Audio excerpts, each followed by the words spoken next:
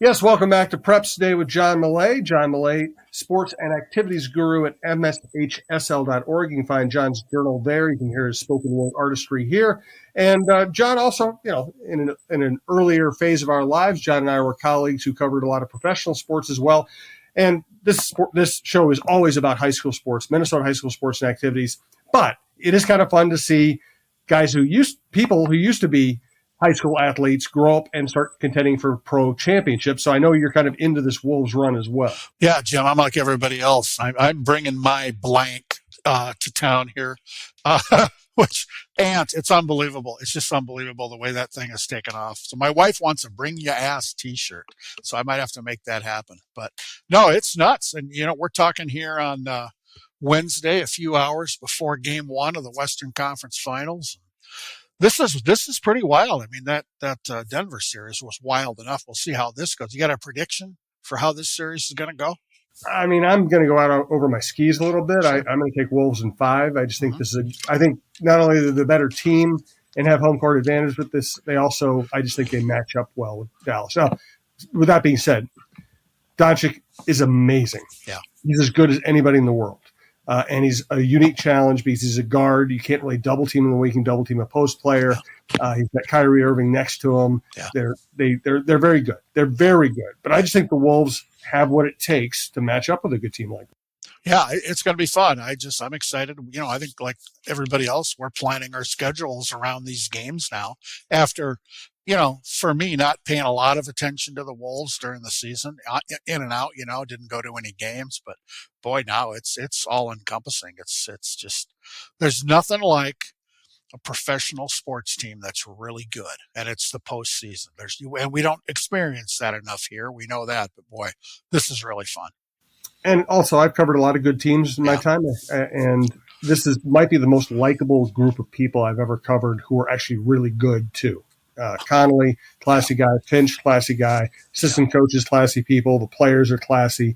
Connolly and Gobert are a blast. Naz Reid's a cool guy. It's a great group of characters, and they play together. They're cohesive. The cool thing about this team is it brings the vibe of the high school teams we like to cover, where you can tell that it's all about each other and playing for a common cause. You get that here. You don't always get that in pro sports. Right. Oh, absolutely. Yeah, that's clearly different. You're right. I think people like us who've been on the inside of a lot of these different sports and teams, we know how rare this is. And it sounds like I imagine everybody else in the media here is enjoying this too. That I remember back in the Garnett days, there's lots of stories.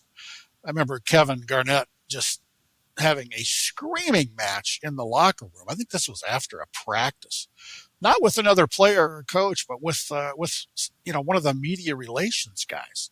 He's just chewing him. I was amazed, and I don't know that was standard back then, but this group, like you said, you've talked about this before. They really like each other. They get along. They want to do this for each other. And that's the whole ethos of high school sports. So it's really something. And I covered Garnett for a long time, and Kevin was very accessible, very down to earth. Yeah. And he got the big contract, and national media kind of used him as an example of the overpaid athlete, or the athlete who was, or that all athletes were overpaid. Of course, now you look at it in perspective, what he made back then is nothing, and the owners continue to make billions of dollars, so it's very proportional. But he really changed. It really changed him. He was not the same down to earth, easygoing guy after that. Yeah. Still a great interview when he could get him on the right track, but just wasn't as into it all. This team, there's still an innocence about it. And again, these are people who are making $20, $30, $40, $50 million a year, but there's an innocence about the way they interact that makes them very endearing. I love that. Watching the Denver series and seeing Ryan Saunders on the Nuggets bench, I've been thinking of Flip now for a couple of weeks, how great this would be if Flip were still around, and, just to whether he worked for the Timberwolves or not, just to see this, and he was as good a guy as we had, and this is remarkable. So good luck to the Timberwolves. Let's win this series and then win one more.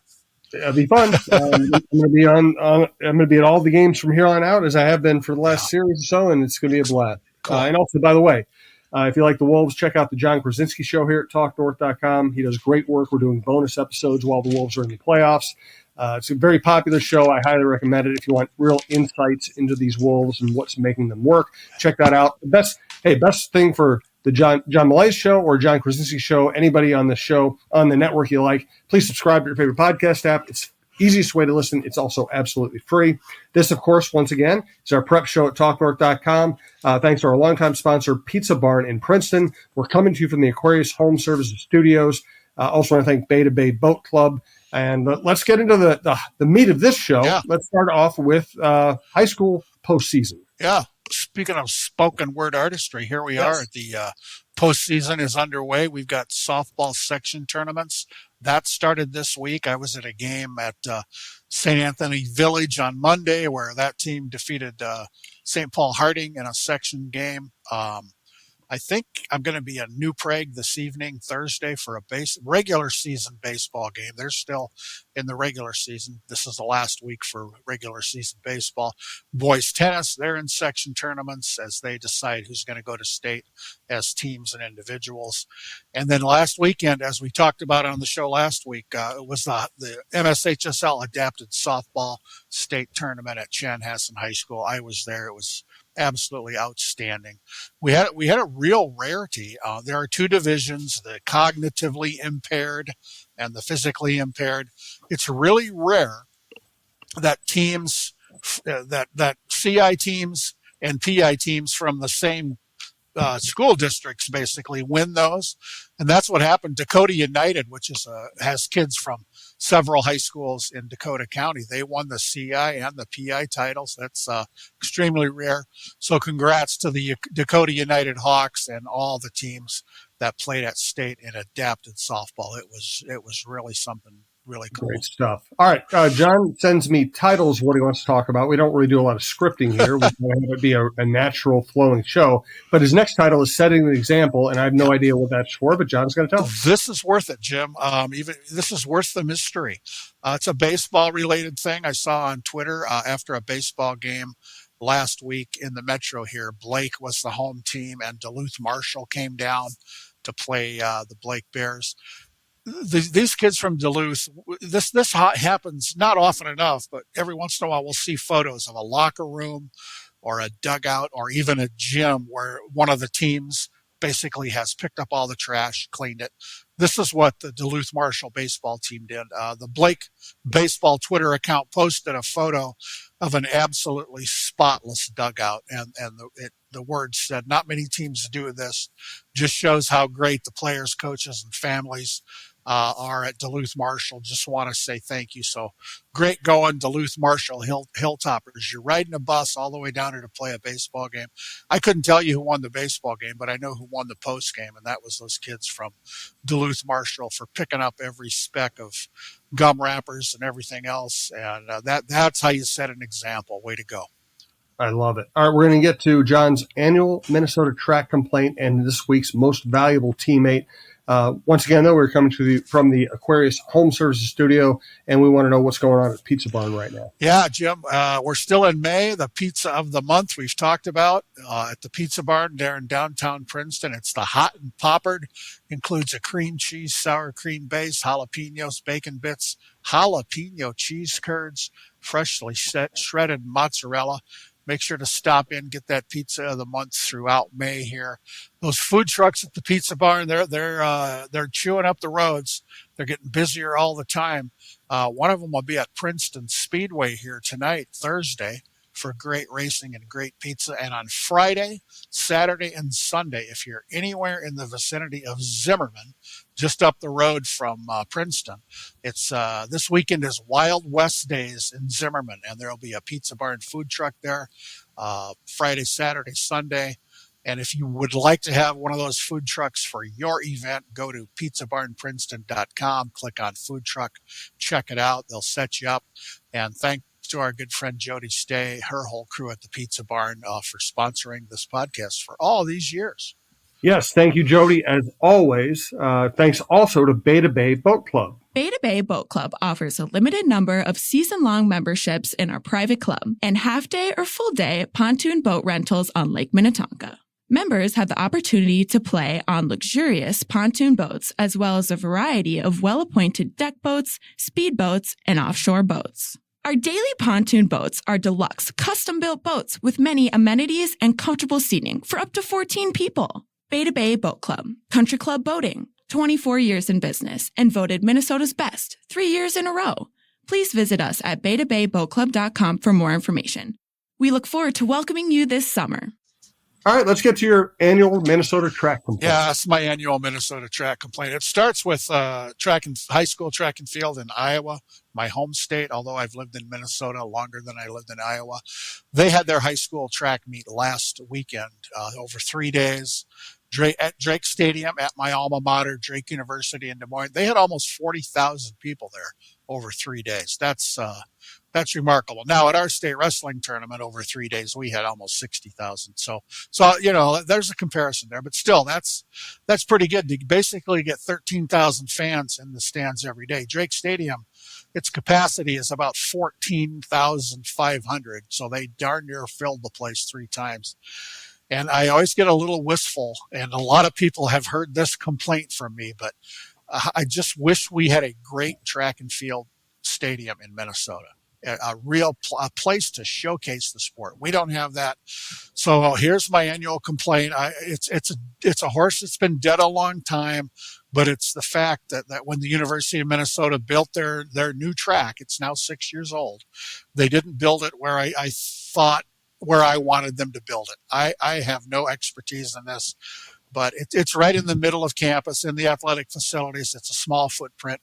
The track itself is great. It's a great track, but I think it's about 2,500 seats. As we know, traffic and parking can be a problem at the university, and they're just outside the track. There isn't much room for kind of the vendors we like to have at our state meet. There's not a lot of room for that. And when they were making that decision, the other option was to build the track on the St. Paul campus, where they have the soccer stadium, they have the university golf course. There's a private road between the Minneapolis campus and the St. Paul campus. My wife and I take a bus on that private road for the state fair. We'll park at the football stadium at the U, get on a bus. It's about 10 minutes. You're over there. I get it. If you're a track athlete at the U, you want the track at the main campus so you can walk there. But if they would have built it on the St. Paul campus, there's plenty of parking. The fairgrounds is right there. It's easy to get in and out. If they had been able to come up with an 8 or 10,000 seat stadium for track, it'd really be something. It would elevate the sport in Minnesota. Just for I'm such a track guy. I wish that had happened. So, congrats to our friends in Iowa. They had another great year of high school track down there, and an outstanding state meet. I'm a little bit jealous of my home state, and Iowa does things differently. That's the only state where high school baseball and softball are summer sports. So I think that's one reason their spring sports are basically ending now, because they've got summer sports and they're starting now, baseball and softball. So it's a great track state. I love seeing photos and videos from my alma mater and that 100 and whatever year old stadium. Thus ends my complaint. I won't complain about this for another year, Jim. But we can look forward to next year. Yes, it won't change much. I love it. All right, let's wrap up today's show with most valuable teammate. Again, this is talknorth.com.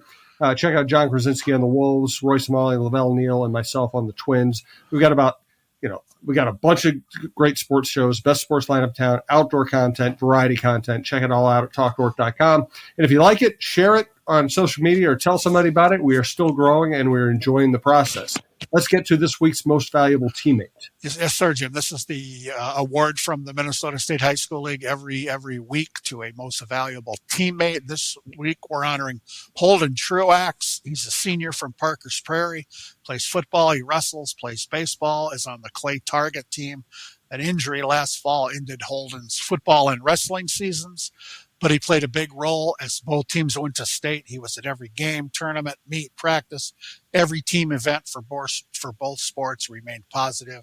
His impact is immeasurable. Holden exemplifies leadership and sportsmanship, has always been a respectful, reliable, and supportive student athlete. Congrats to Holden Truax from Parker's Prairie on being named a most valuable teammate. Congratulations to you. Congratulations to John. Another great show. We do appreciate it. We'll probably take next week off. We'll be back in 2 weeks. Again, if you subscribe, then you don't have to go looking for the show. It'll just show up in your inbox, the easiest way to listen. And again, absolutely free. So for John Millea, for our producers at TalkNorth.com, for all of our listeners, thank you. And we'll talk to you in a couple of weeks.